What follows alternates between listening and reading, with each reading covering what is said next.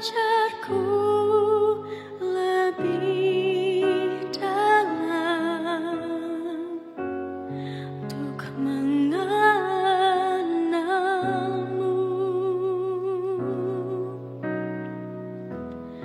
Bapakku pintar. Layakkah aku bawaku untuk menyembahmu di balik tirai yang suci, bertemu muka dengan muka, tenggelam di dalam kasih-Mu Bapa. Oh Tuhan, ku rindukan selalu diam dalam bait-Mu.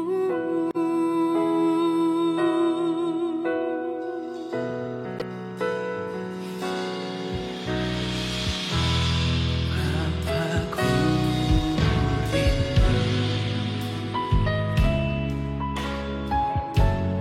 menyenangkanmu, ajarku lebih dalam untuk mengenalmu.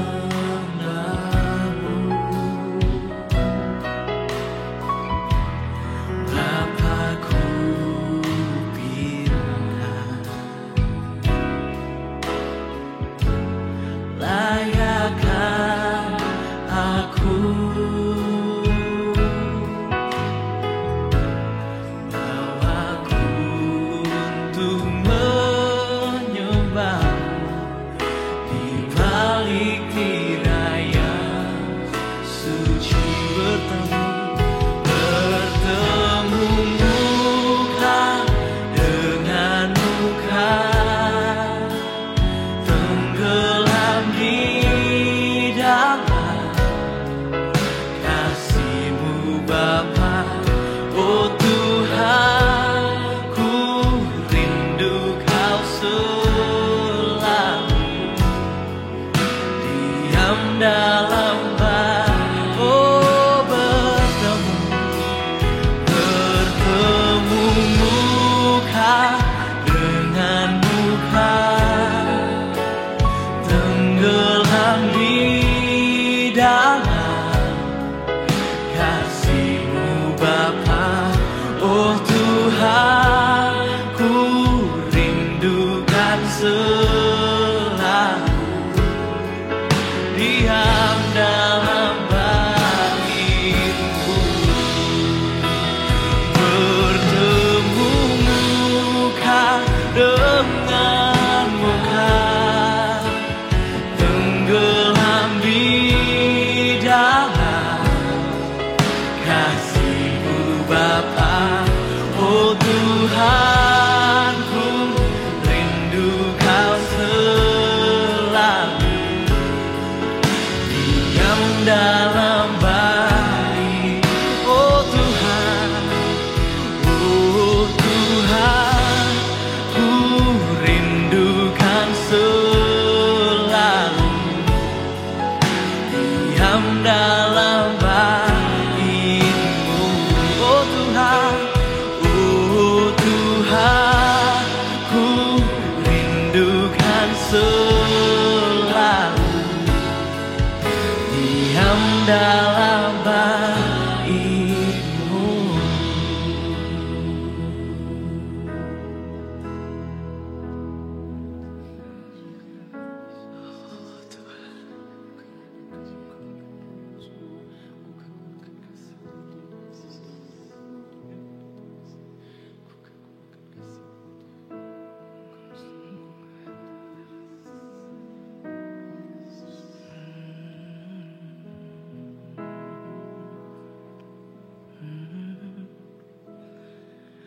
Ku rindu ku kembali pulang,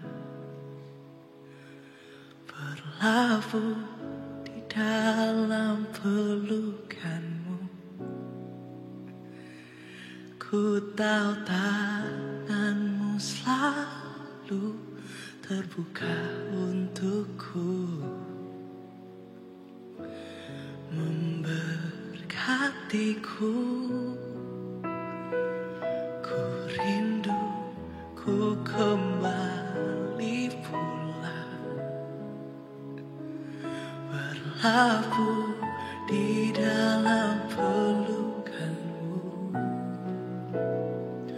Ku tahu tanganmu selalu terbuka untukku, pengampunan yang kau beri bawaku kembali padamu, Tuhan.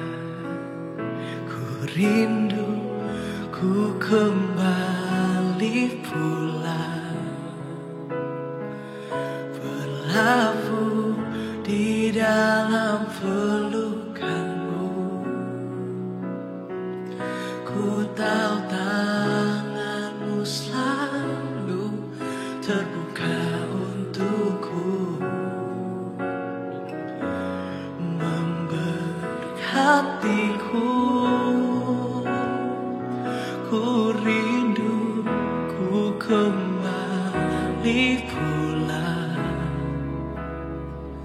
berlabuh di dalam pelukanmu. Ku tahu tanganmu selalu terbuka untukku, pengampunan yang kau beri bawaku kembali padamu.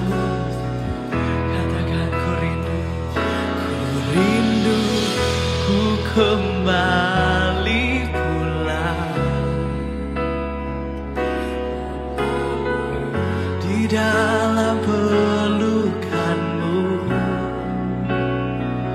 Ku tahu tanganmu selalu terbuka untukku,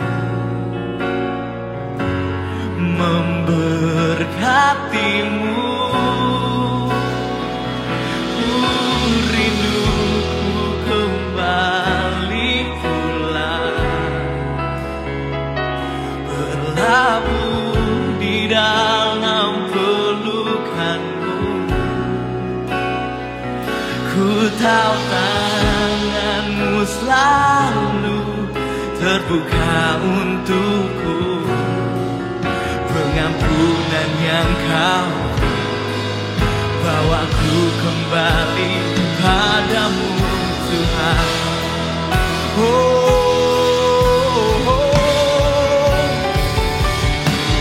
Rindu ku kembali pulang, berlabuh di dalam pelukanmu. Ku tahu tanganmu selalu terbuka untukku, memberkatiku. Katakan aku rindu ku kembali pulang, berlabuh di dalam pelukanmu.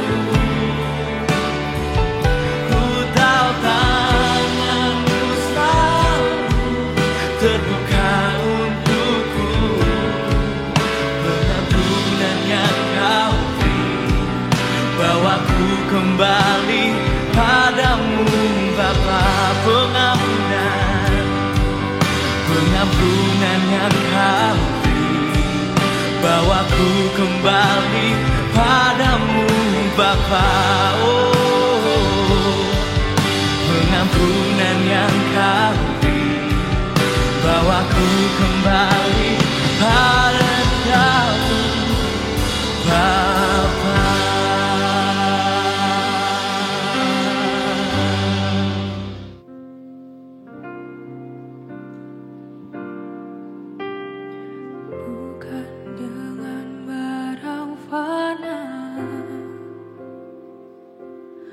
Kau membayar dosaku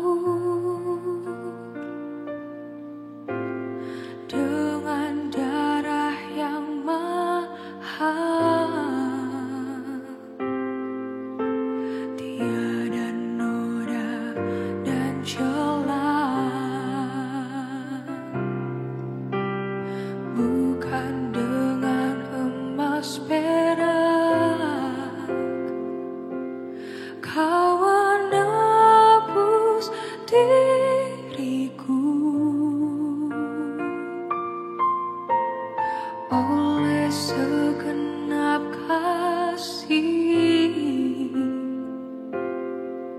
dan pengorbananmu. Ku telah mati dan tinggalkan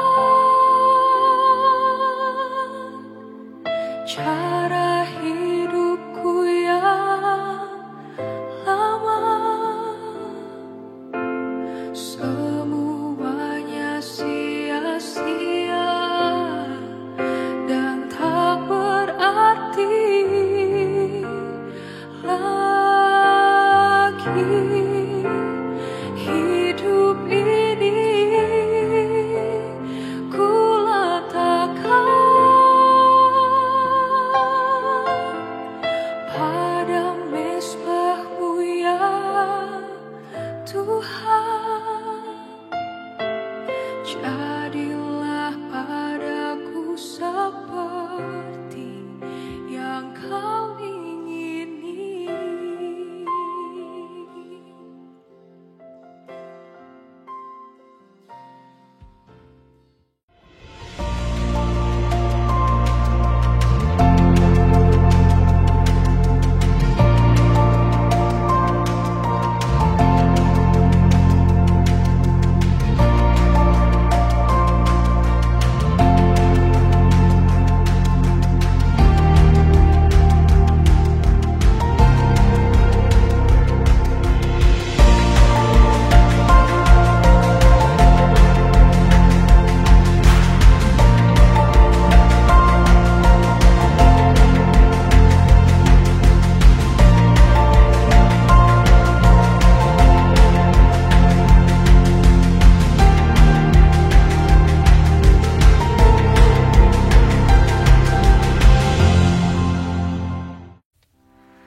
Selamat datang di Gereja Kemuliaan Sion. Kita masih berbedah online demi membantu pemerintah kita mempercepat pemulihan negara Indonesia dari pandemi COVID-19. Jangan lupa untuk terus disiplin dalam mentaati peraturan protokol kesehatan dari pemerintah, serta terus menjaga imunitas tubuh saudara vitamin, istirahat cukup, dan menjaga kebersihan. Meski ada kebijakan pelonggaran penggunaan masker, kita dihimbau pemerintah untuk waspada terhadap kenaikan kembali virus COVID-19 dengan subvarian barunya. Maka, mari terus berhati-hati dan melindungi diri kita sendiri serta orang lain, terus menerapkan protokol kesehatan untuk melindungi diri kita, keluarga kita, dan orang-orang di sekitar kita. Dan tahukah saudara juga bisa menjadi sumber informasi bagi gereja untuk mendapatkan update tentang jemaat-jemaat lainnya yang membutuhkan bantuan, support kesehatan, dukungan doa, bahkan bantuan pulsa untuk bisa ikut ibadah online di masa pandemi ini. Mari kita budayakan peduli pada jemaat-jemaat lainnya dan beritahukan kepada sekretariat gereja atau para leaders di nomor-nomor yang tertera di layar. Gereja juga sudah memfasilitasi banyak cara untuk kita bisa saling bersekutu, saling menguatkan dan mendoakan satu sama lain di acara penggalian Alkitab yang diadakan setiap Selasa jam 7:30 malam melalui Zoom yang dikoordinir oleh Pendeta Gabriel Irwan, serta doa pujian dan penyembahan setiap Jumat jam 7:30 malam melalui Zoom yang dikoordinir oleh Bapak Turka Huis atau Bapak Apin. Bagi para menjadi Kas Grogol, yuk hadiri pertemuan Google Meet kita setiap hari Sabtu jam 8 malam. Kita akan bersama-sama belajar firman dan belajar jadi berkat buat komunitas kita. Marilah, di masa-masa sekarang ini, janganlah kita menjauhkan diri dari pertemuan-pertemuan ibadah kita, tapi marilah kita semakin giat bersekutu dan berdoa bagi bangsa kita.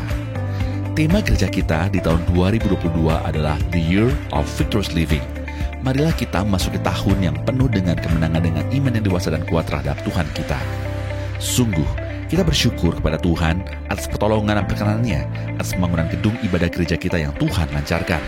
Bahkan di tengah pandemi yang masih berlangsung ini, Mari kita terus doakan proses pengadaan ruangan-ruangan untuk kegiatan gereja kita seperti main hall, ruang pertemuan, ruang komunal, kafe, ruang studio, dan ruangan-ruangan lainnya di Ruko Aldiron Daan Mogot. Biarlah Tuhan juga memberikan kekuatan kesehatan bagi seluruh panitia pembangunan gedung yang bertugas. Juga bagi saudara yang setiap hari menerima Words of Hope, yuk kita biasakan untuk membagikannya juga kepada semua jemaat yang membutuhkan, agar kita tetap berpengharapan kuat dalam Tuhan dalam menghadapi masa-masa penuh tantangan ini. Jangan lupa juga bagi para sahabat Kingdom Generation, selain ada ibadah Kingdom Generation ya, jam 11:30 siang. Ibadah online minggu depan akan dilayani oleh Bapak Gembala Pendeta Gunadi Subrata MTH dengan tema Iman yang Teruji. Ibadah akan disertai dengan perjamuan kudus. Mari subscribe YouTube channel ini untuk mudah mendapat update. Program Messages of Hope dapat disaksikan setiap hari Senin dan Kamis jam 6 sore melalui YouTube YKS FBC. Link akan selalu dibagikan sekretariat kepada seluruh jemaat melalui WhatsApp. Mari kita terus saksikan untuk menguatkan dan berkati kita semua. Kita banyak mengucap syukur atas kebenaran Tuhan di tahun yang baru ini. Bagi saudara yang ingin memberikan persepuluhan, memberikan persembahan dan menabur, saudara dan menyalurkannya melalui rekening 6042833777 atas nama Kemuliaan Sion FBC. Berikut adalah tips mengikuti ibadah secara online. Berkumpul bersama keluarga dan jangan teralihkan dengan kegiatan lain. Penyembahan adalah aktivitas keluarga. Ikut terlibat dalam pujian dan penyembahan dengan antusias. Mari mengingat bahwa kita sedang mengikuti ibadah, bukan sekedar menyaksikannya. Katakan amin, menyembah bersama dan catat khotbah, dan ambil waktu untuk berdoa setelah ibadah selesai. Mari jadikan rumah kita sebagai rumah ibadah. Serta mari biasakan mengikuti ibadah sampai akhir doa berkat, dan minggu depan yuk kita kirimkan link ibadah online ini ke lebih banyak orang agar berkat Tuhan bisa disampaikan secara luas. Selamat beribadah. Shalom. Senang sekali bisa berjumpa lagi dengan saudara di ibadah live streaming GKS FBC. Apa kabarnya? Luar biasa, amin. Karena kita punya Tuhan yang hebat dan dahsyat dan luar biasa. Haleluya. Kalau kita ada sampai hari ini, itu semua karena kekuatan Tuhan yang Tuhan berikan buat kita semua. Firman Tuhan hari ini akan dilayani oleh Bapak Gembala Sidang Pendeta Gunadi Subrata. Saudara, pastikan saudara mengikuti ibadah ini dari awal sampai akhirnya. Kita mau sama-sama menyembah Tuhan, memuji Tuhan, menyenangkan hati Tuhan, masuk di dalam hadirat Tuhan. Haleluya.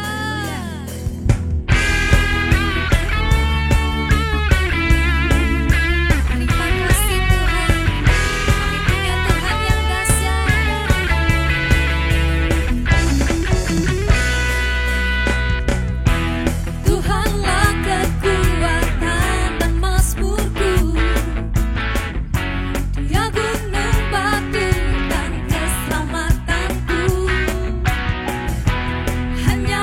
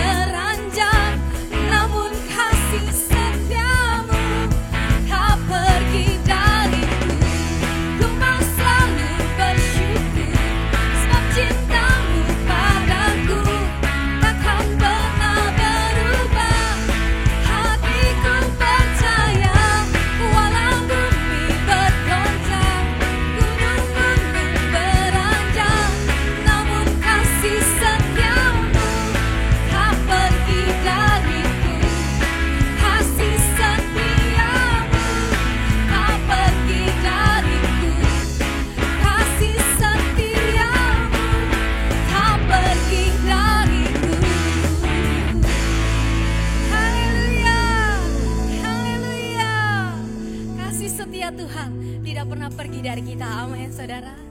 Mari lebih dalam lagi kita menikmati hadirat Tuhan. Engkaulah perisai kami Tuhan, Engkaulah kekuatan kami Tuhan.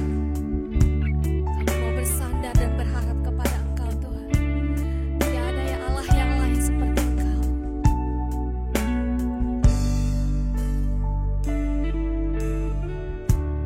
Engkaulah perisaiku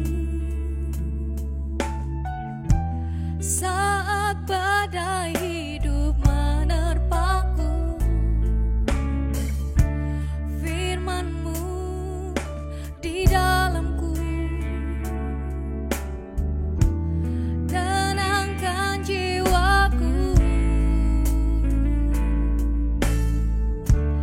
Engkaulah perisaiku saat badai hidup menerpaku. Firman-Mu di dalamku tenangkan jiwaku. Ku kan berdiri di tengah badai dengan kekuatan yang Kau berikan.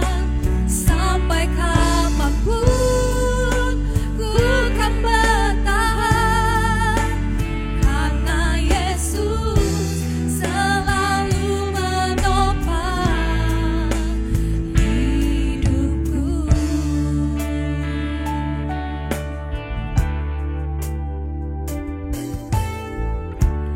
Engkaulah perisaiku saat badai hidup menerpaku. Firman-Mu di dalamku tenangkan jiwaku.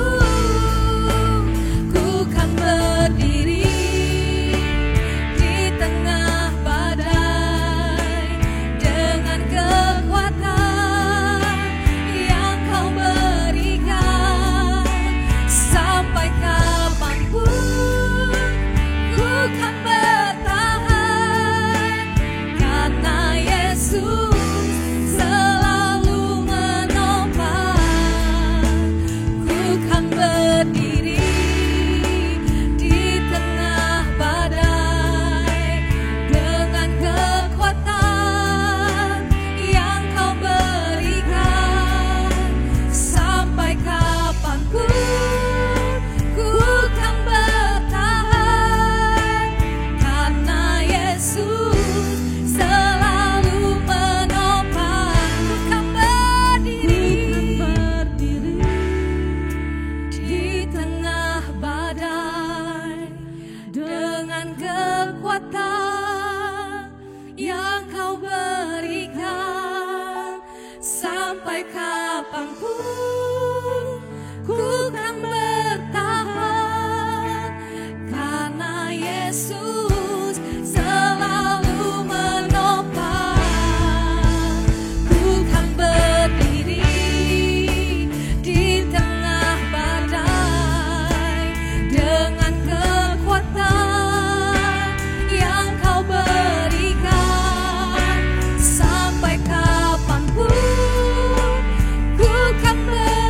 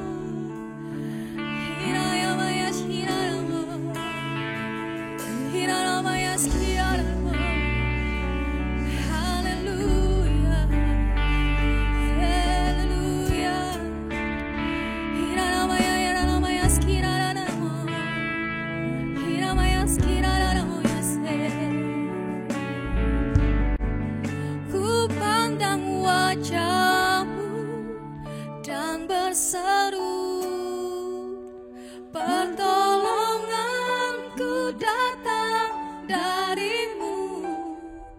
Peganglah tanganku, jangan lepaskan. Kaulah harapan dalam hidupku. Ku pandang wajahmu dan berseru, pertolonganku datang darimu. Peganglah tanganku, jangan lepaskan. Kaulah harapan dalam hidupku. Kaulah harapan dalam hidupku. Kaulah harapan dalam hidupku.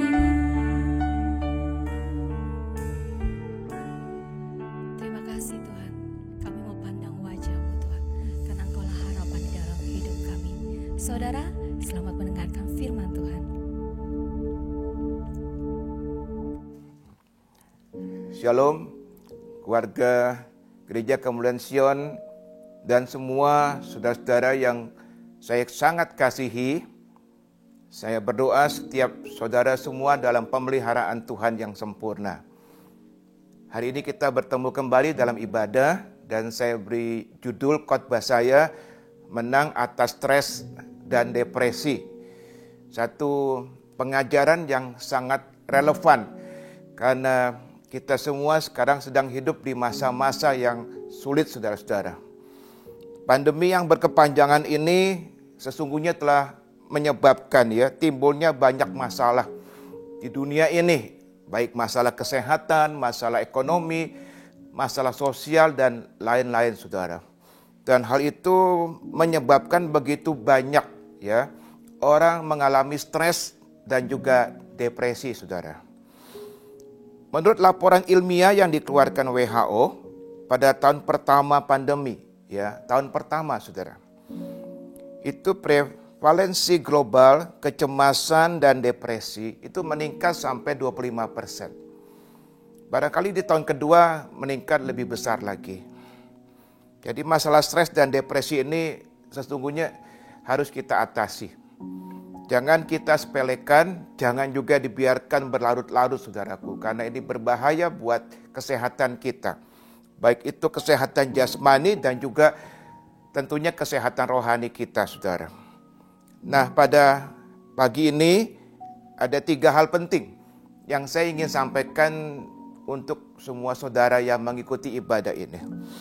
Yaitu yang pertama, apakah stres dan depresi itu? Kita mau belajar sesungguhnya apakah stres dan depresi itu, saudara. Yang kedua, contoh tokoh Alkitab yang mengalami stres dan depresi. Alkitab walaupun tidak menulis secara letterlek kata depresi, tapi banyak memberikan contoh-contoh orang tokoh-tokoh di Alkitab yang mengalami depresi, saudara.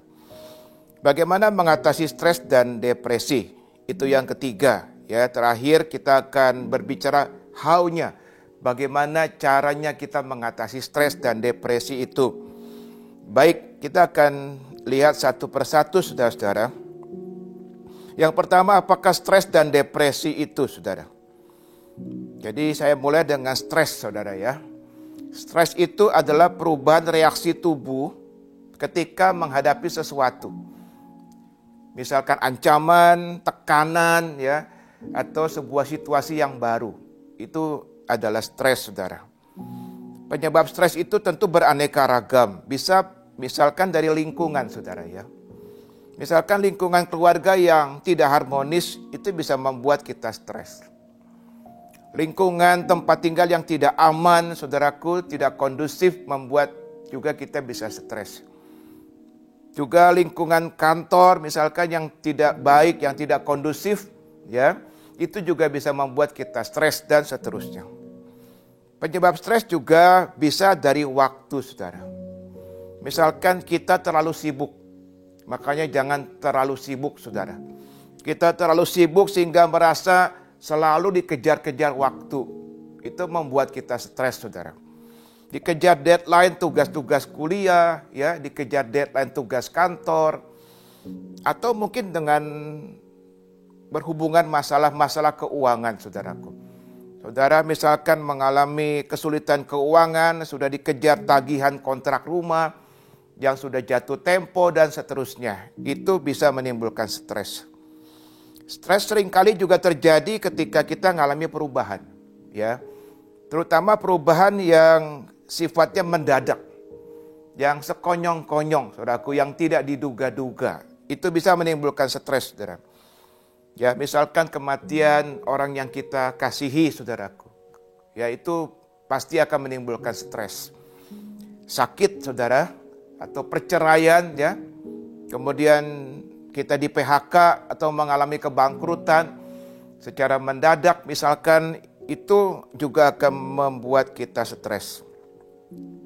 Nah, meskipun tentu stres itu kalau kadarnya, ya, takarannya sedikit, saudara, itu bermanfaat sebenarnya untuk memotivasi hidup kita, ya.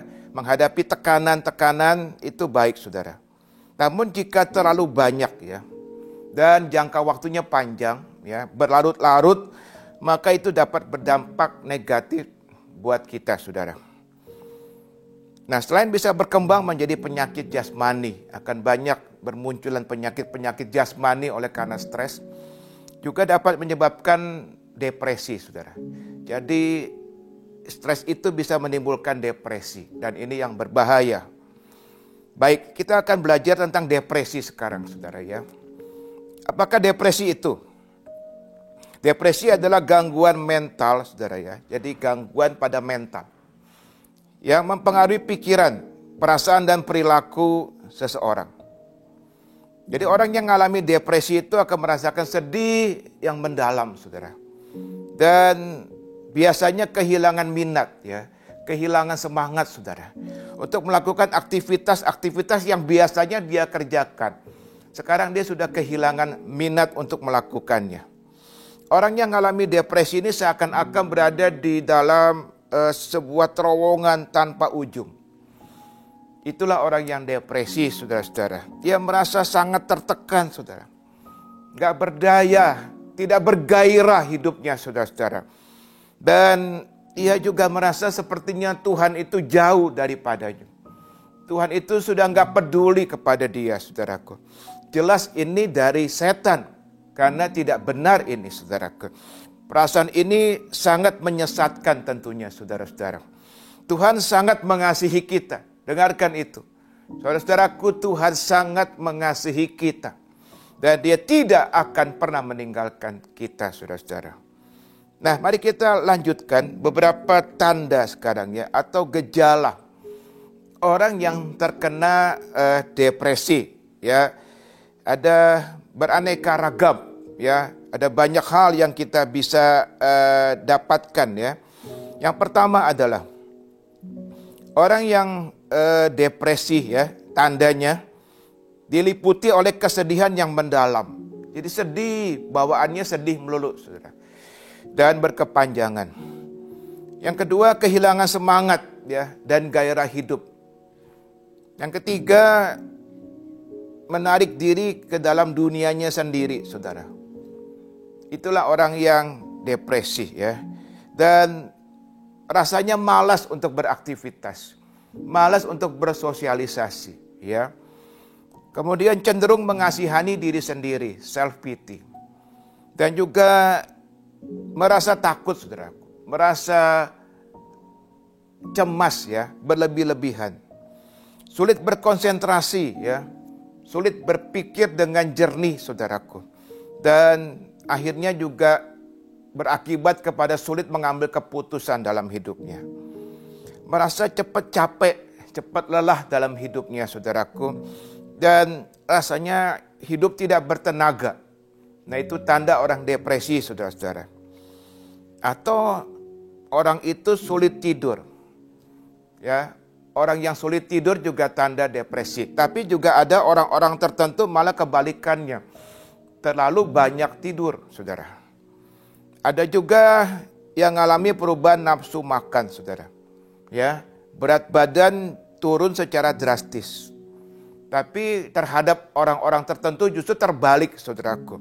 Naik secara drastis juga. Jadi rupanya depresi pelariannya kepada makanan dia. Pusing atau nyeri yang tidak jelas penyebabnya juga itu menjadi tanda ya dari depresi. Gangguan fungsi seksual. Dan jika depresinya berat, saudara, maka bisa timbul pikiran-pikiran misalkan untuk bunuh diri, mengakhiri hidup ini. Nah, itulah tanda daripada orang yang depresi.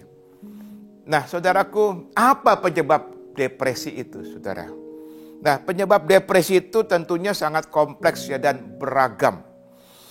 Saya sebutkan beberapa di antaranya. Ya, yang pertama adalah stres berat. Jadi jangan stres, saudara. Karena stres itu akan menimbulkan depresi. Ya, stres yang tidak ditanggulangi, tidak diatasi, maka akan berakibat depresi, saudara. Yang berikut adalah kelelahan fisik, ya. Ketegangan mental karena tekanan hidup yang berat, ya, yang banyak, yang bertubi-tubi, ya, itu juga bisa menyebabkan saudaraku kita depresi, ya. Ketegangan mental ini harus kita atasi, saudara. Nah, penyakit-penyakit tertentu, misalkan diabetes, kanker, stroke, gangguan tiroid, itu juga bisa ya menjadi penyebab daripada depresi.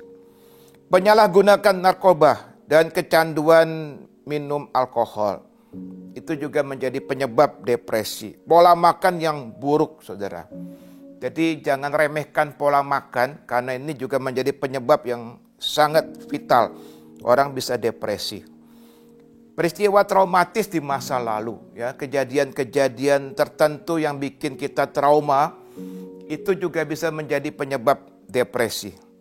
Pola pikir yang negatif terus-menerus, saudaraku.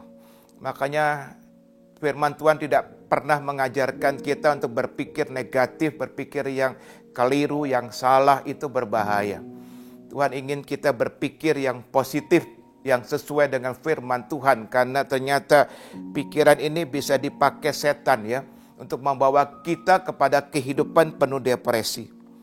Perasaan-perasaan, misalkan perasaan kecewa, ya, perasaan takut, perasaan cemas, saudara merasa gagal terus, itu juga bisa menyebabkan depresi. Perasaan mengasihani diri sendiri, ya, atau juga perasaan kesepian. Nah, yang kedua sekarang, saudaraku, yang saya mau bahas pada hari ini adalah contoh tokoh Alkitab yang mengalami stres dan depresi. Ada cukup banyak, saudaraku, dalam Alkitab. Walaupun sekali lagi kata depresi itu kita tidak temukan. Tetapi orang-orang ini kalau kita pelajari mengalami ya gejala atau tanda-tanda yang tadi kita pelajari.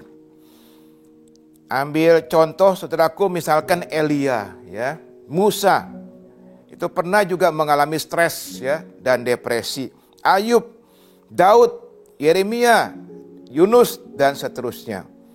Nah, tentu saya tidak bisa membahas semua.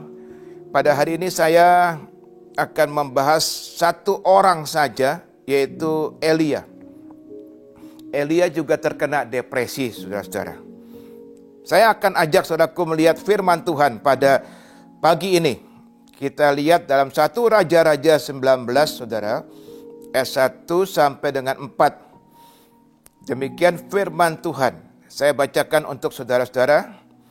Ketika Ahab memberitahukan kepada Isabel segala yang dilakukan Elia dan perihal Elia membunuh semua nabi itu dengan pedang, maka Isabel menyuruh seorang suruhan mengatakan kepada Elia, "Beginilah kiranya para Allah menghukum aku, bahkan lebih lagi daripada itu.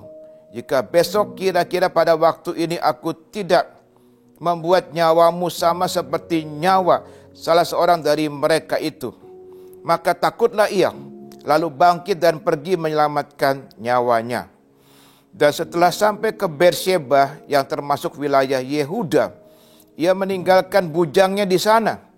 Tetapi ia sendiri masuk ke padang gurun sehari perjalanan jauhnya lalu duduk di bawah sebuah pohon arar. Kemudian ia ingin mati. Ia ingin mati.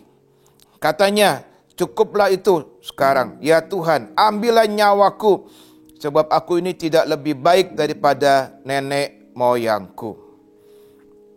Mari kita lihat tentang Elia, saudara-saudara. Dia seorang nabi yang dipakai Tuhan luar biasa, saudara. Dia hidup pada waktu itu di tengah kondisi bangsa Israel yang sedang jatuh dalam dosa penyembahan berhala.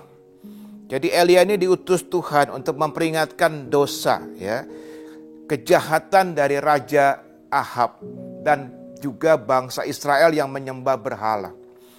Nah, karena konfrontasi tersebut, ya, maka Elia diancam mau dibunuh, saudaraku, oleh Isabel. Itu dia adalah istri daripada Raja Ahab. Nah, Isabel ini memang seorang ratu yang sangat jahat, saudaraku, dan juga sangat kejam. Isabel ini memang benci sama Elia, karena Elia baru saja membunuh, saudara, 450 nabi Baal di Gunung Karmel. Baal itu adalah dewa yang disembah oleh Ratu Isabel. Makanya begitu bencinya dia kepada Elia. Nah, akibat ancaman Isabel ini, kalau kita baca firman Tuhan tadi, saudara, maka Elia menjadi takut, melarikan diri, ya, dan kemudian untuk menyelamatkan nyawanya. Dia bersembunyi, kata firman Tuhan, di padang gurun. Jadi ia mengalami depresi, ya, sampai merasa, kata firman Tuhan tadi, ingin mati saja. Hal ini menunjukkan bahwa Elia mengalami depresi yang berat, yang sangat dalam, saudara. Nah, mari kita belajar hari ini. Nabi besar Elia mengalami depresi. Mengapa Elia mengalami depresi, saudaraku? Umumnya orang depresi itu tidak disebabkan satu masalah, ya, tetapi oleh tumpukan berbagai masalah, ya, numpuk masalah, menyebabkan dari stres akhirnya bisa berkembang menjadi depresi, saudara. Ini yang dialami Elia, sehingga Elia ini mengalami depresi yang sangat dalam. Kita lihat beberapa hal. Yang pertama, saudaraku, Elia ini merasa sangat lelah. Makanya dalam hidup ini kita jangan sampai terlalu lelah, terlalu capek, saudara-saudara, ya. Elia merasa sangat lelah. Jadi peristiwa Elia mengalahkan 450 nabi Baal itu ternyata sangat menguras, saudaraku. Rohnya, ya, jiwanya, ya, dalam jiwa ada pikirannya, ya, perasaannya tuh sangat menguras pikiran perasaannya. Dan juga sangat menguras tentu tubuhnya, fisiknya, saudara-saudara. Jadi Elia itu merasa sangat lelah, sangat capek, saudara. Dan rasa-rasanya ia sudah nggak sanggup lagi untuk melanjutkan tugas pelayanan yang Tuhan berikan kepada dia. Jadi penyebab pertama adalah karena kecapean, karena sangat letih, sangat lelah, saudara-saudara. Yang kedua, saudaraku, Elia itu merasa kecewa. Jadi sekalipun Elia ini sudah mendemonstrasikan kuasa Allah yang luar biasa, mengalahkan 450 nabi Baal. Jadi waktu itu dia buat KKR yang luar biasa. Tetapi apa yang terjadi? Tetap saja Raja Ahab dan bangsa Israel tidak mau bertobat. Nah, ini yang membuat Elia merasa kecewa. Ya, kecewa itu artinya perasaan yang timbul di saat sesuatu terjadi di luar harapan kita. Itu membuat orang bisa kecewa, saudara-saudara. Perasaan kecewa ini dapat terjadi terhadap keadaan, ya. Seperti yang dialami oleh Elia tadi, ya. Jadi misalkan kita sudah melakukan satu pekerjaan dengan sebaik-baiknya. Satu pekerjaan dengan sungguh-sungguh, saudaraku. Namun hasilnya nihil. Bisa saja kita menjadi kecewa, saudara-saudara. Perasaan kecewa juga dapat terjadi terhadap seseorang, ya. Orang tertentu bisa mengecewakan kita. Jadi bukan hanya kepada keadaan, tapi juga kepada orang, kepada seseorang, ya. Bahkan juga kita bisa kecewa kepada Tuhan, saudaraku, ya. Dengan masalah yang bertubi-tubi, dengan persoalan yang bertubi-tubi, bisa saja kita, ya, dalam keadaan terpuruk seperti itu, rohani kita tidak baik, kita kecewa kepada Tuhan, saudara-saudara. Nah, perasaan kecewa ini harus diatasi, saudara, dengan pertolongan Tuhan tentunya. Karena jika dibiarkan terus-menerus ini dapat berkembang menjadi depresi. Ini berbahaya, saudara-saudara. Yang ketiga, saudara, Elia merasa takut dan cemas. Hari-hari ini pesan firman Tuhan kepada semua saudara, jangan saudara takut, jangan saudara cemas ya di dalam hidup ini. Elia juga merasa takut dan cemas, saudara. Firman Tuhan mengatakan, maka takutlah ia, lalu bangkit dan pergi menyelamatkan nyawanya. Rasa takut dan cemas itu bahaya, saudaraku, karena bisa melemahkan iman kita. Bisa mengerdilkan iman kita. Itu karena kita takut atau kita cemas dalam hidup ini. Dan ujung-ujungnya menjauhkan diri kita dari Tuhan, saudara. Elia sesungguhnya hidupnya dekat dengan Tuhan, saudara. Tapi karena dia terintimidasi oleh rasa takut, ya, oleh rasa cemas, maka akhirnya saudaraku imannya menjadi lemah. Akhirnya saudaraku dia meninggalkan pelayanan begitu saja tanpa permisi kepada Tuhan. Lihat sampai seperti itu, saudara-saudara. Hari-hari ini juga berapa banyak orang-orang yang meninggalkan pelayanan, saudaraku. Kenapa? Karena terintimidasi oleh rasa takut, rasa cemas. Seperti yang pernah dialami oleh Elia. Nah, ini bahaya, saudara-saudara, ya. Perasaan takut dan cemas ini sedang juga berkembang. Dan memang ini menjadi senjata setan, saudaraku, di akhir zaman ini untuk melumpuhkan orang-orang Kristen, saudara. Ya, mungkin kita ada yang takut terinfeksi virus penyakit. Takut dengan bencana alam yang semakin sering terjadi. Mungkin juga takut dengan aksi teroris, saudaraku, yang terjadi di mana-mana, ya. Orang bisa bawa bom di mana-mana, ya, meledakkan diri di mana-mana. Mungkin kita menjadi takut, saudaraku. Atau kita menjadi cemas, ya, dengan kehidupan yang semakin berat ini. Kehidupan yang semakin sulit ini. Terutama kita ngalami dalam bidang ekonomi, ya, hari-hari ini, saudara. Mungkin saudara merasakan bisnis, pekerjaan saudara semakin susah. Saudara merasakan juga betapa sulitnya mencari uang. Ditambah lagi harga barang-barang, ya, yang semakin meningkat akhir-akhir ini. Tentu ini bisa, ya, membuat kita cemas, ya, akan hidup ini. Apakah kita bisa memenuhi kebutuhan hidup keluarga kita? Nah, ketakutan dan kecemasan ini sekali lagi saya katakan bahaya. Ini sesuatu yang dirancang oleh setan untuk menghancurkan kita, saudaraku. Dan ini merupakan dosa. Makanya kita jangan takut dan cemas berlebihan. Ini dosa yang merupakan lawan dari iman. Jadi iman dengan ketakutan dan kecemasan itu tidak bisa berjalan bersama-sama. Nah, ketika kita takut dan cemas berarti kita nggak percaya kepada Tuhan, saudaraku.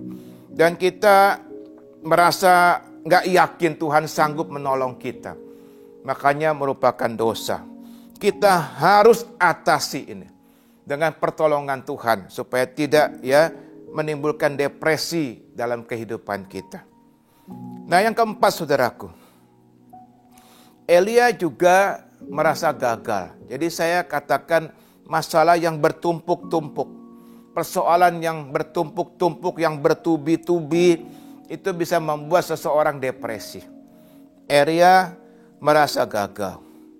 Elia merasa gagal dikatakan dalam firman tadi karena ia merasa tidak lebih baik dari nenek moyangnya. Ya, ayatnya berkata demikian. Ia merasa tidak lebih baik dari nenek moyangnya. Nah, perhatikan saudaraku. Beberapa penafsir berpendapat apa yang dimaksud dengan ia merasa tidak lebih baik dari nenek moyangnya. Nah, beberapa penafsir berpendapat ini mengacu kepada bagaimana si Elia ini, saudaraku, membandingkan dirinya dengan Musa.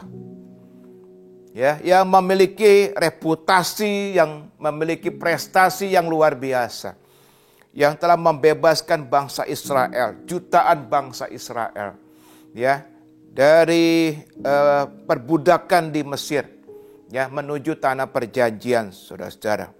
Nah, ia merasa tidak lebih baik dari Musa, ya. Ini membuat dia depresi, saudara. Ya, bukankah kita juga sering ya jatuh dalam perangkap pikiran seperti itu? Seandainya saja saya seperti dia, saya hidupnya seperti dia, saya pasti bahagia. Jadi kita terperangkap dengan pikiran-pikiran seperti itu, membandingkan diri kita dengan orang lain. Saya katakan, saudaraku, perasaan seperti ini tidak banyak dampak positifnya. Yang banyak adalah dampak negatifnya, saudara-saudara. Ya, dampak negatifnya dari membandingkan diri kita dengan orang lain, saudaraku. Seperti yang juga dilakukan oleh Elia, ya, membandingkan dirinya kepada Musa. Dampaknya misalkan perasaan iri hati, itu bisa muncul, ya, atau perasaan sedih, ya. Sedih kenapa? Karena merasa kok saya nggak bisa seperti orang itu. Atau perasaan kecewa, ya, dan lain-lain. Dan jika dibiarkan terus-menerus ini dapat berkembang menjadi depresi. Perhatikan, firman Tuhan sendiri pun tidak mengajarkan kita untuk membandingkan kita dengan orang lain dengan cara yang salah, saudara-saudara. Mari kita lihat 2 Korintus 10 ayat 12, demikian firman Tuhan. Saya bacakan. Memang kami tidak berani menggolongkan diri kepada atau membandingkan diri dengan orang-orang tertentu yang memujikan diri sendiri. Mereka mengukur dirinya dengan ukuran mereka sendiri dan membandingkan dirinya dengan diri mereka sendiri. Perhatikan, Alkitab katakan alangkah bodohnya mereka. Saudaraku, Tuhan mengasihi kita semua.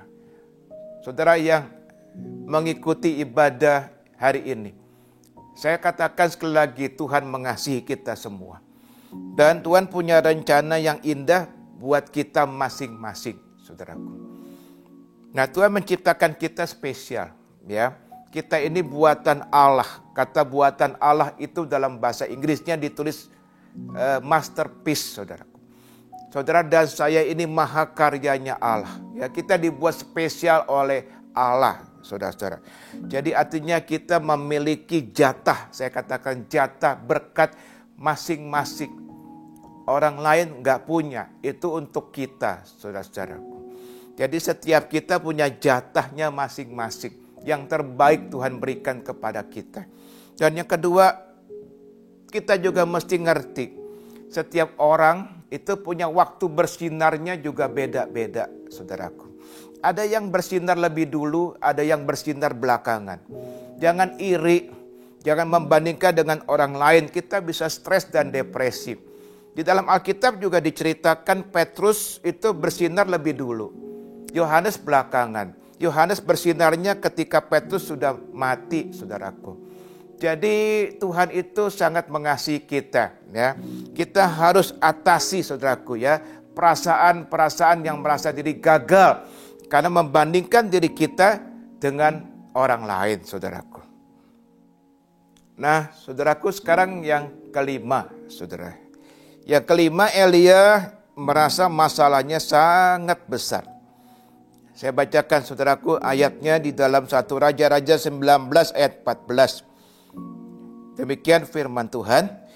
Jawabnya, aku bekerja segiat-giatnya bagi Tuhan, Allah semesta alam.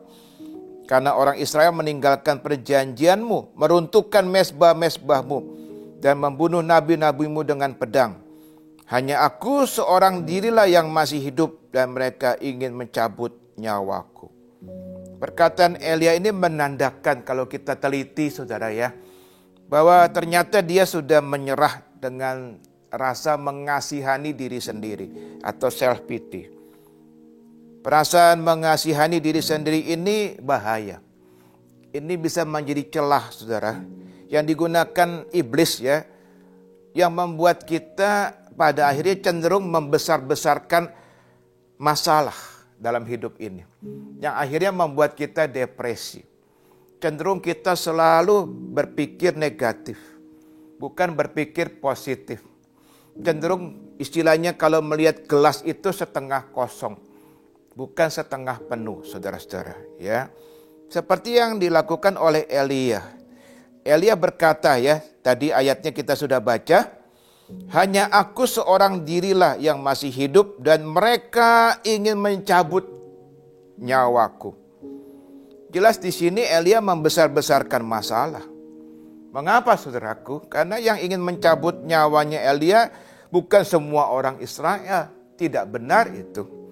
Namun hanya satu orang yang ingin mencabut nyawanya, yaitu Isabel. Jadi dia sudah cenderung membesar-besarkan masalah, saudaraku. Ini yang terjadi pada Elia. Nah, ini yang kita harus atasi, saudaraku. Karena kita kalau biarkan terus-menerus perasaan mengasihani diri sendiri ini, itu buka celah kepada pekerjaan setan. Dalam nama Tuhan Yesus kita mesti atasi. Helen Keller mengatakan begini, saudaraku. Mengasihani diri sendiri adalah musuh terburuk kita. Dan jika kita menyerah padanya, kita tidak akan pernah bisa melakukan sesuatu yang bijak di dunia ini. Mari kita atasi, saudaraku, dengan pertolongan Tuhan. Haleluya. Dan yang keenam, saudara, Elia juga ternyata merasa kesepian. Jadi berbagai perasaan itu menumpuk, saudaraku, membuat akhirnya dia depresi. Elia merasa kesepian. Di dalam 1 Raja-Raja 19 ayat 10 dan ayat 14 kalau kita baca. Elia mengatakan bahwa hanya ia sendiri yang masih hidup melayani Tuhan. Padahal ini enggak benar, saudaraku. Nah, jika perasaan kesepian ini dibiarkan berlarut-larut, ya tentu bisa menimbulkan depresi, saudara. Ingat, Tuhan tidak menciptakan manusia itu sebagai makhluk individualis. Tuhan menciptakan manusia itu sebagai makhluk sosial, saudaraku. Yang artinya memang diciptakan untuk berhubungan dengan manusia-manusia yang lain, saudaraku. Makanya firman Tuhan dalam Ibrani 10 ayat 25 mengatakan demikian, saudaraku. Janganlah kita menjauhkan diri dari pertemuan-pertemuan ibadah kita, seperti yang dibiasakan oleh beberapa orang. Tetapi mari kita saling menasehati dan semakin giat melakukannya menjelang hari Tuhan yang mendekat.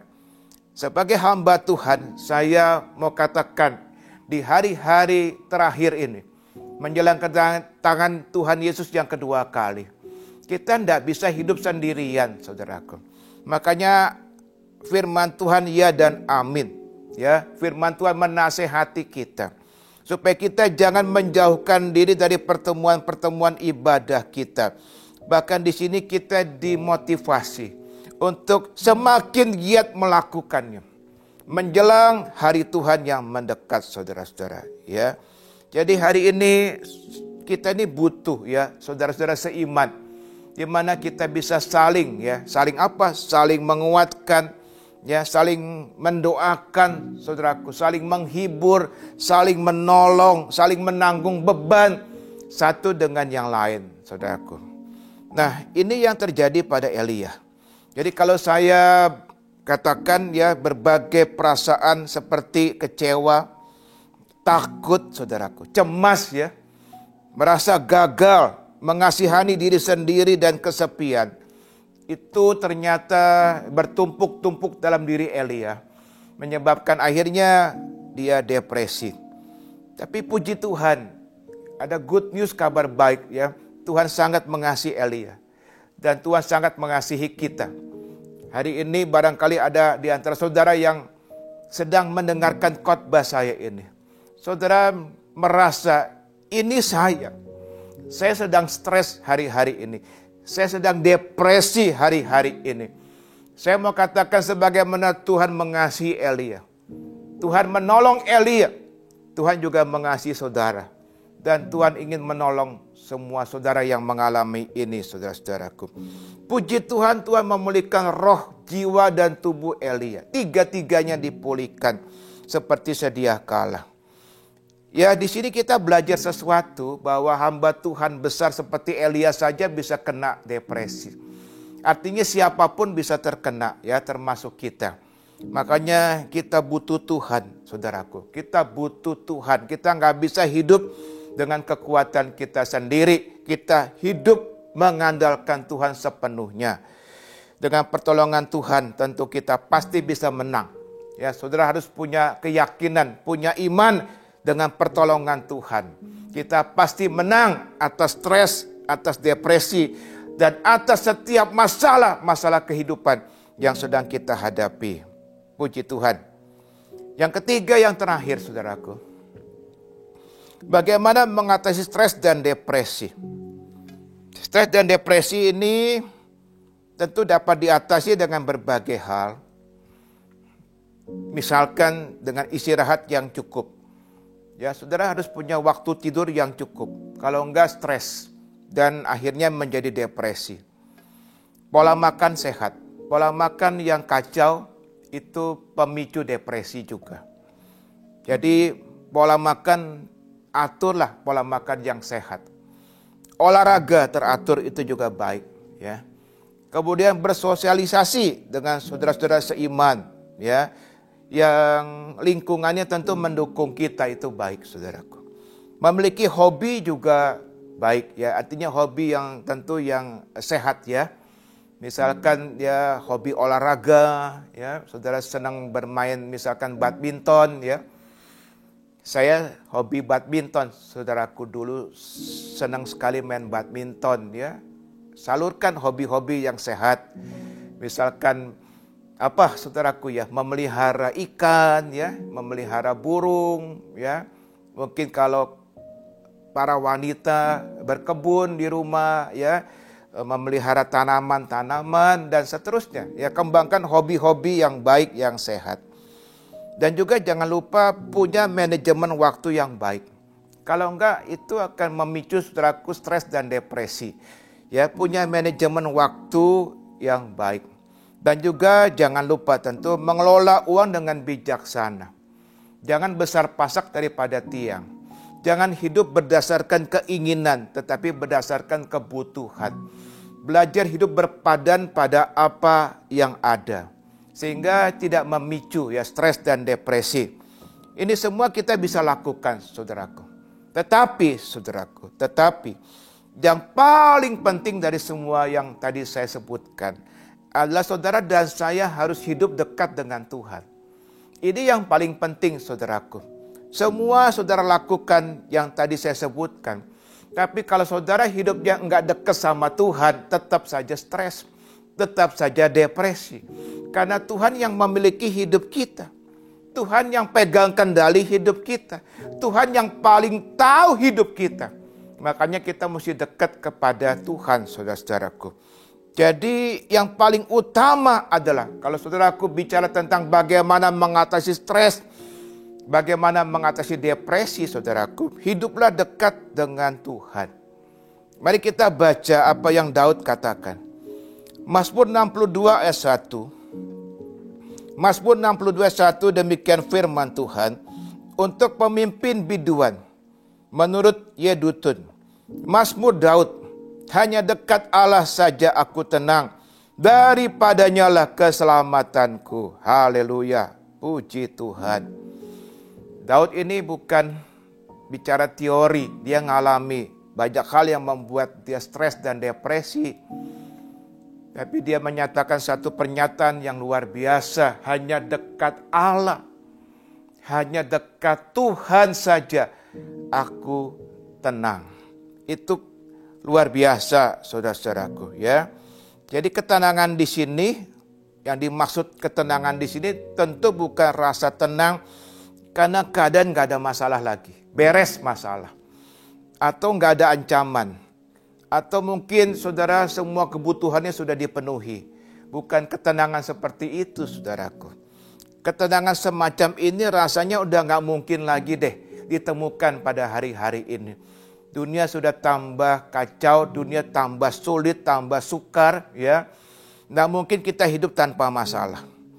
Arti ketenangan dalam Mazmur 62 ayat 1 tadi, itu ada perasaan tenang yang muncul justru di tengah berbagai masalah yang kita hadapi. Masalahnya belum selesai, tapi saudara dan saya tenang. Itu yang dimaksud dengan ketenangan dalam Mazmur pasal 62. Nah, kita membutuhkan ketenangan seperti ini. Ketenangan dalam firman Tuhan dikatakan adalah kekuatan.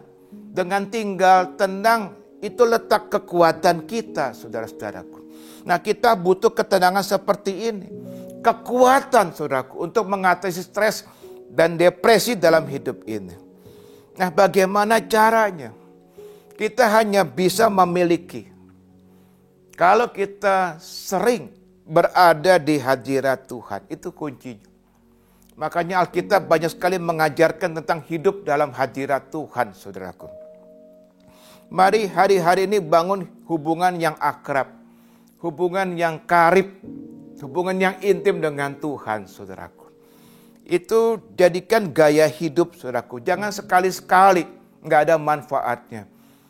Kalau saudara benar-benar mengasihi Tuhan, saudara pasti akan membangun hubungan yang akrab, yang karib setiap saat ya dengan Tuhan, saudaraku. Di mana kita disiplin bersaat teduh.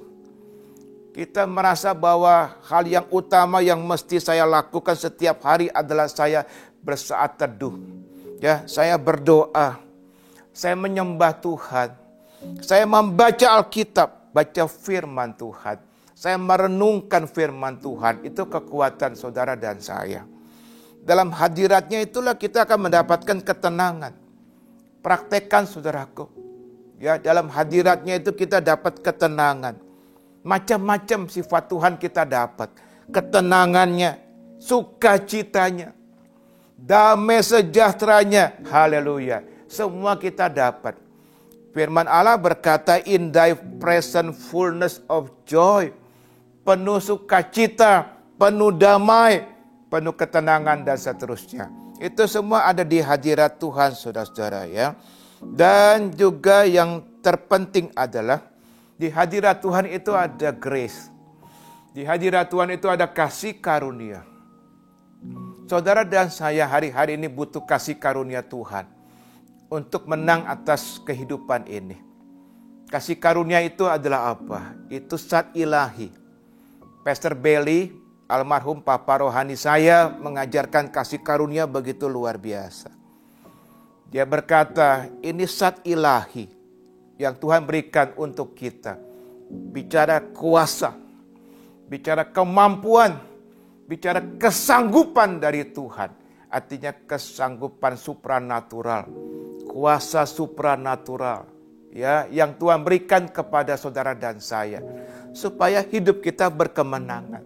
Kita cakap mengatasi semua masalah dalam kehidupan kita. Bukan dengan kekuatan dan kuasa kita, tapi dengan kekuatan dan kuasa daripada Tuhan, saudaraku. Beliau berkata begini, kasih karunia itu beraneka warna. Sesuai dengan masalah kita juga beraneka ragam. Saudara sedang bermasalah apa hari-hari ini? Jika masalahmu berwarna biru, Tuhan berikan kepada saudara kasih karunia berwarna biru. Cocok, pas untuk mengatasi persoalan saudara. Jika saudara sedang menghadapi masalah berwarna merah, Tuhan berikan kasih karunia berwarna merah. Pas untuk mengatasi masalahmu. Dan hidupmu berkemenangan, saudara-saudaraku. Kalau kita baca kitab Zakaria pasal 4, saudaraku ya. Nanti saudara baca. Zerubabel sedang menghadapi tekanan yang begitu berat ya, untuk membangun kembali bait Allah. Stres dia, saudara. Tuhan berkata kepada Zerubabel bahwa dia akan mendirikan bait Allah bukan dengan kekuatannya. Kalau pakai kekuatan dia jelas stres, jelas depresi, saudaraku. Tapi Tuhan berkata pakai kekuatan Tuhan. Pakai kekuatan Tuhan. Dan dia harus minta kasih karunia kepada Tuhan. Dan Tuhan ajarkan kepada dia untuk senantiasa berseru. Grace, grace, grace. Kasih karunia, kasih karunia, kasih karunia. Dan dengan kasih karunia, maka dia mampu melakukan perbuatan-perbuatan yang luar biasa. Haleluya. Saudara Sadhu Sundar Singh, seorang hamba Tuhan India, melayani Tuhan. Dalam pelayanannya begitu banyak penderitaan yang dia alami, saudaraku. Dia diusir keluarganya. Ya, kalau saudara baca kisah hidupnya, dia melayani di medan yang sangat berat di daerah pegunungan Himalaya. Dia dirampok, berulang kali dianiaya. Namun ada kata-kata yang luar biasa. Dia berkata begini, saudara-saudara, kehadiran Yesus selalu membawa ketenangan di dalam situasi seburuk apapun yang pernah ku alami. Haleluya.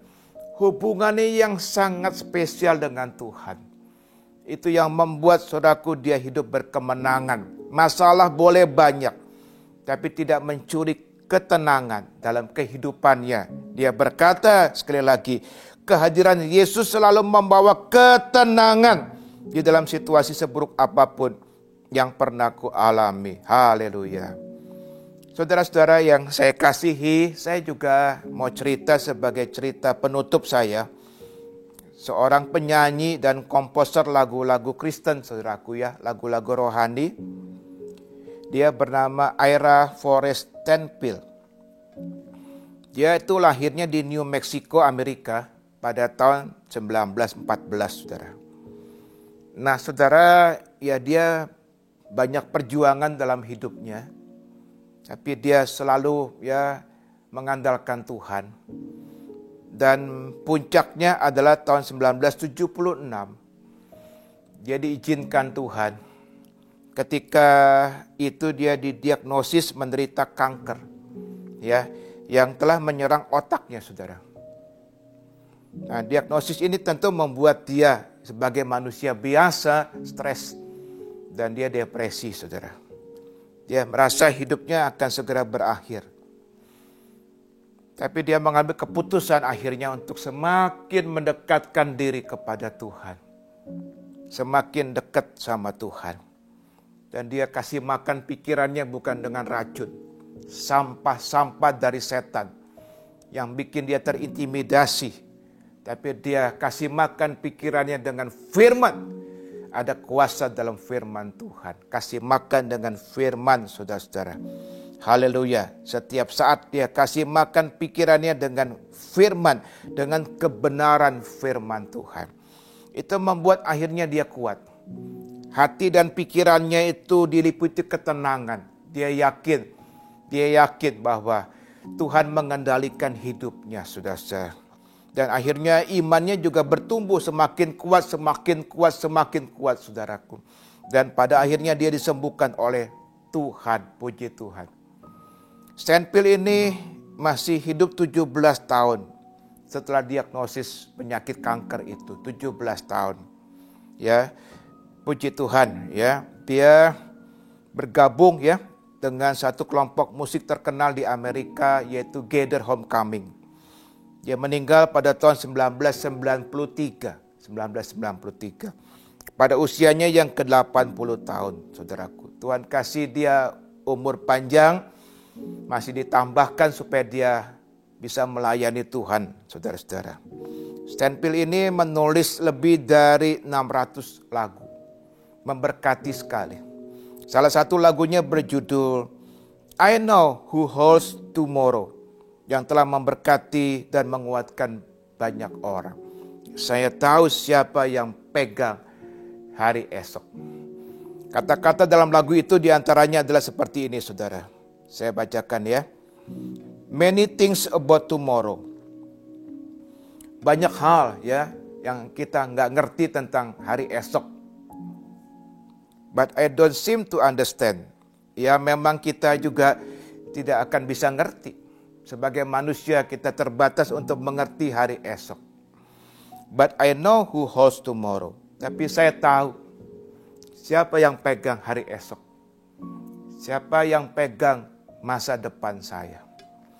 And I know who holds my hand. Dan saya tahu siapa yang pegang tangan saya. Siapa yang tuntun hidup saya dari hari ke hari. Yaitu adalah Tuhan tentunya.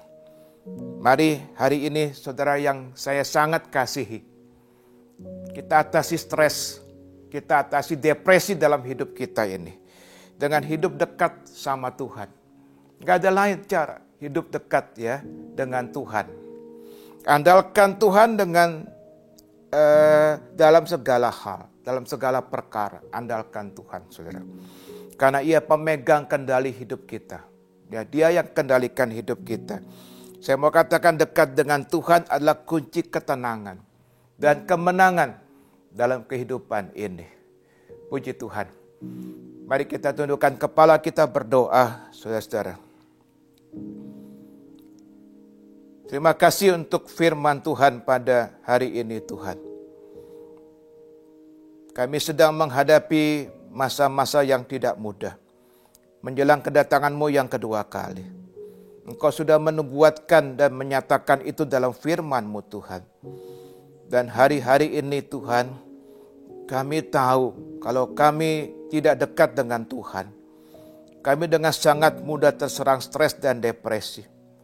Hari ini, saudara-saudara yang merasakan stres, merasakan depresi dalam hidupmu, mari angkat tanganmu. Kedua tanganmu tinggi-tinggi. Mari datang kepada Tuhan hari ini.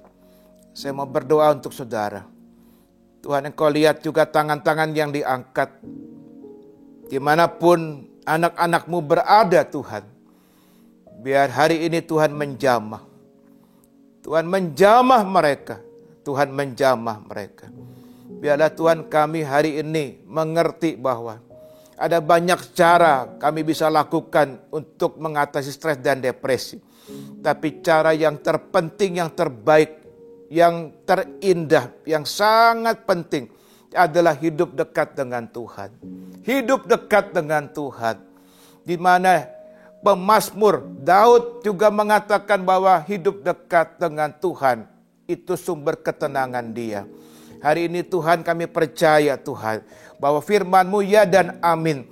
Kami mau hidup semakin dekat, semakin dekat, semakin dekat dengan Tuhan. Karena kami percaya hanya Tuhan sumber ketenangan dalam kehidupan kami. Kami mau sesering mungkin ada dalam hadirat-Mu. Kami membangun hubungan yang akrab dengan Tuhan. Kami banyak berdoa, menyembah Tuhan, membaca firman Tuhan, merenungkan firman Tuhan itu. Terima kasih Tuhan Yesus, terima kasih. Berkati semua saudara-saudara yang dikasihi Tuhan. Biarlah mereka hidup berkemenangan di masa-masa sulit ini. Terima kasih Tuhan, terpuji nama-Mu. Dalam nama Tuhan Yesus, haleluya, amin. Haleluya, puji Tuhan, kita sudah mendengarkan firman Tuhan. Terima kasih Bapak Gembala yang sudah membawakan firman Tuhan pada pagi hari ini. Biarlah firman Tuhan yang kita dengar itu menjadi kekuatan di dalam kehidupan kita, amin. Yes, amin. Saatnya kita akan berdoa syafaat, kita mau berdoa buat bangsa dan negara kita. Sebelum itu kita mari menaikkan pujian buat Tuhan Yesus.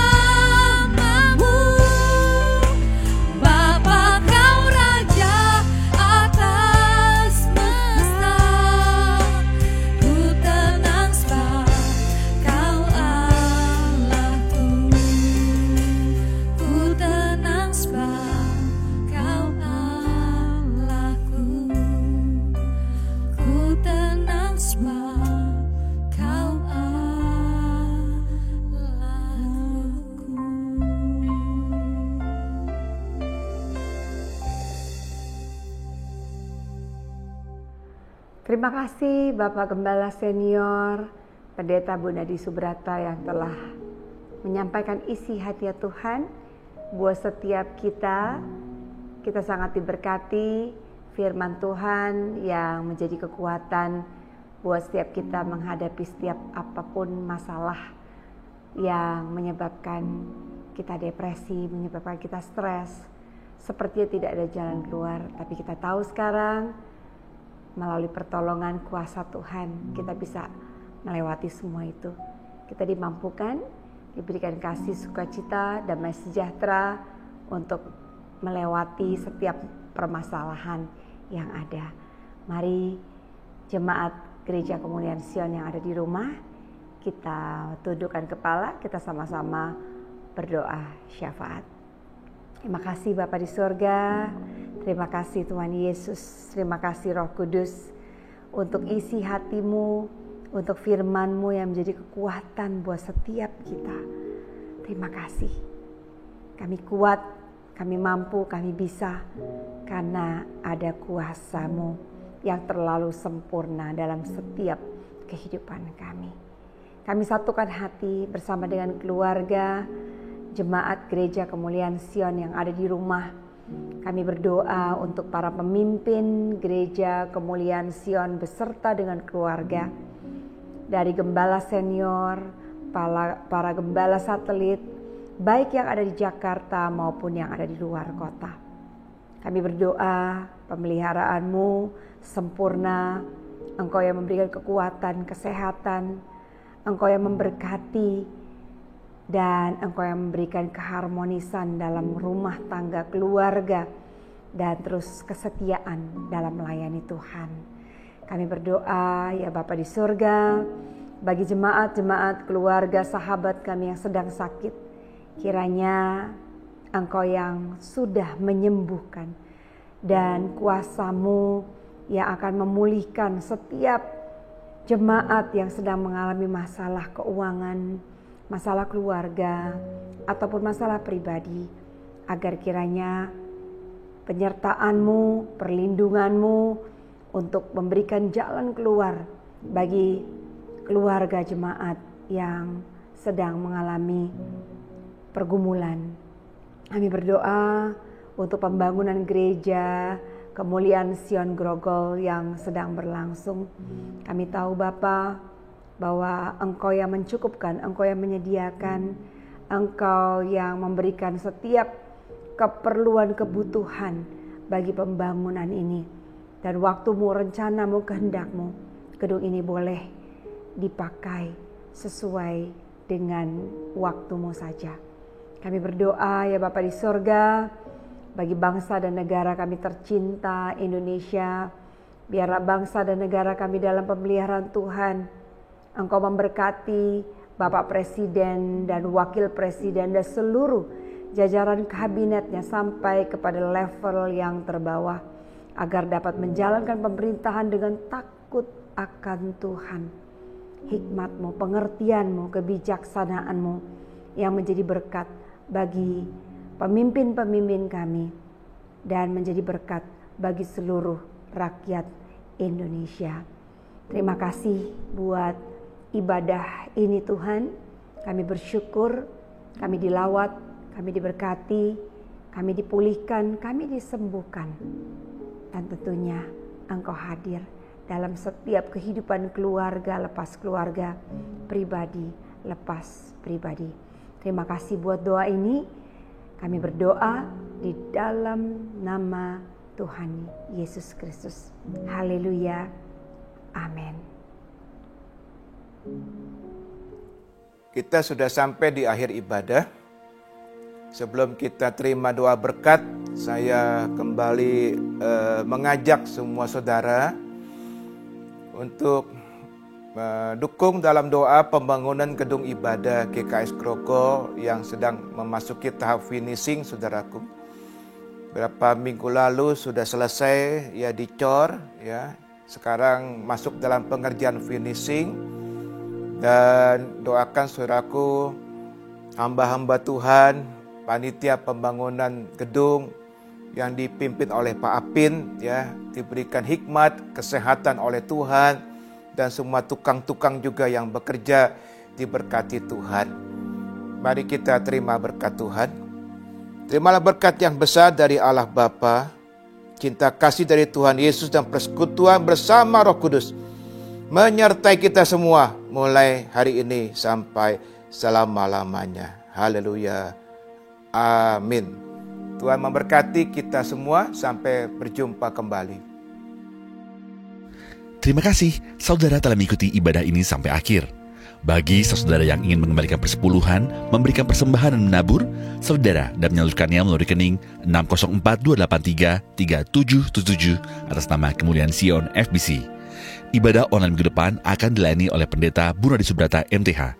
Juga jangan lupa terus mengikuti PA Zoom setiap hari Selasa jam 7:30 malam dan DPP setiap hari Jumat melalui Zoom jam 7:30 malam. Setelah ini jam 11:30 siang juga akan ada ibadah sekolah minggu. Pada akhirnya, kami berterima kasih kepada semua pihak yang terlibat dalam terlaksananya ibadah online ini. Sampai jumpa di ibadah online minggu depan. Mari tetap beraktivitas dengan mengikuti protokol kesehatan yang dihimbau pemerintah. Tuhan Yesus memberkati.